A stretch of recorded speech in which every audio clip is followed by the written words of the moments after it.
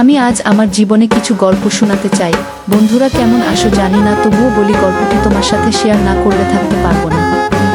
আগে একটি কথা বলি, মোবাইলে সাউন্ড কমিয়ে নেও, না হলে ইয়ারফোন লাগিয়ে নেও।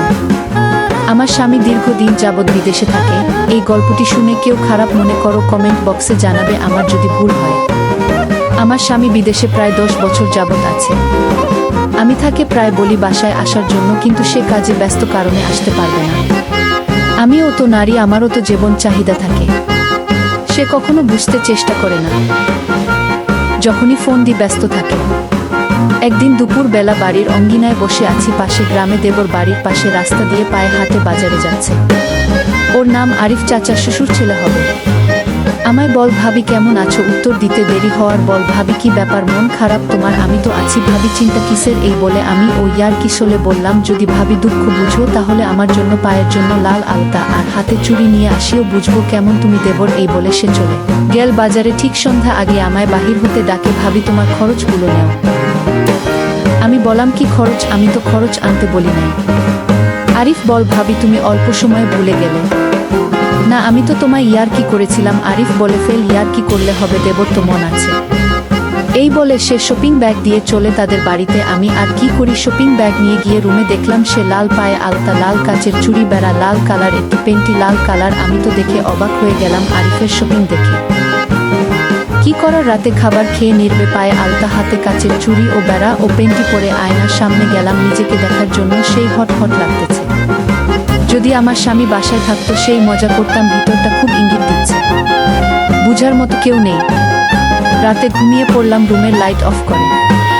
মধ্যে রাতে হঠাৎ জেগে দেখি আমার ভিতর ভিজা ভিজা লাগে। পরে মনে করলাম কি হয়েছে। তখন স্বপ্নে আরিফের সাথে মেলামেশা করছি।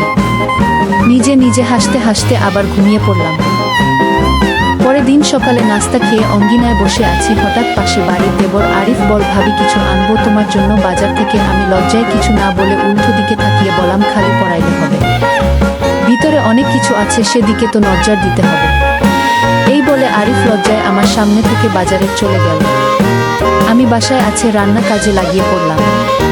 দুপুর রান্না করে খাবার খাওয়ার পর ঘুমাতে যাব। সেই সময় আরিফ তার বাসায় যাওয়ার সময় পথে ভাবি কি খবর? আমি বললাম দুপুর খাবার খেয়েছি, এখন ঘুমাতে যাব। আরিফ এরই মধ্যে বলে ফেল ভাবি ভাইয়ে স্বপ্ন না দেখে আমার তো স্বপ্ন দেখতে পারো। এই বলে আরিফ আমাদের বাসায় থেকে চলে গেল তার বাসায়। আমি দুপুরে ঘুমাতে গেলাম। তোমরা মনে করতে পারো তাহলে কি বাসায় একা থাকি? তাহলে পরিচয় দিয়ে দিই, শ্বশুর অনেক দিন আগে মারা গেছে। বাসায় আমি ও আমার শাশুড়ি কানে কম শুনে আর চোখে কম দেখতে পায়।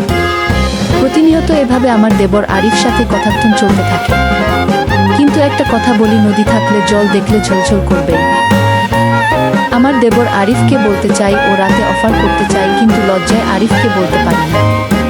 আরিফ ও কিছু বলে না, কিন্তু তার শপিং দেখে বুঝতে পারি সে কি চায়। একদিন আরিফকে বললাম আরিফ তুমি একদিন বাজারে নিয়ে যাবে, কিছু খরচ করতে হবে।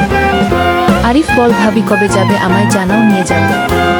আমি তো হঠাৎ যেতে পারি না, আমার স্বামীকে বলতে হবে, শাশুড়ি বলতে হবে, তারপর বাজারে যেতে যদি বলে যেতে পারবো। রাতে আমার স্বামীকে বললাম বাজারে যাওয়ার দরকার, অনেক খরচ ও বিউটি পার্লারের কথা বললাম। তখন আমার স্বামী বাজার যাওয়ার অনুমতি দিল। পরের দিন শাশুড়িকে বললাম বাসার জন্য কিছু খরচ করতে হবে, বাজার যাওয়ার দরকার। শাশুড়ি বলল একা একা যাবে? আমি বললাম দেখি গাড়িতে যাব, না হলে ভ্যান গাড়িতে যাব। ঠিক আছে, কবে যাবে? আমি শাশুড়িকে বললাম দেখি রোদ কম যেদিন সেদিন যাব। এই দিক আরিফকে তো ঠিক করতে হবে, তবে তো বাজার যাব। আমিও অনেক ভাবলাম আরিফ আমার দেবর থাকে দিয়ে দেহের চাহিদা মেটাতে হবে। এই বলে আরিফের জন্য অপেক্ষায় আছি। কখন দেখা হয় আর তাকে বাজার যাওয়ার কথা বলি। মনের ভিতরটা অস্থির লাগতেছে। যত দিন সময় যাচ্ছে আরিফের উপর আমি দুর্বল হয়ে যাচ্ছি। যেমন নতুন নতুন প্রেম করতেছি তার সাথে, এমনটি মনের ভিতরটা লাগে। আজ এই পর্যন্ত শেষ। গল্পটি শুনতে আমার চ্যানেল সাথে থাকবে, আর মজার মজার গল্প নিয়ে আসবো। যত পারো কমেন্ট করবে, বুঝতে পারবো আমার গল্পগুলো তোমাদের কতটুকু বিনোদন দিতে পারে। জানাবে বন্ধুরা। আজ এই পর্যন্ত।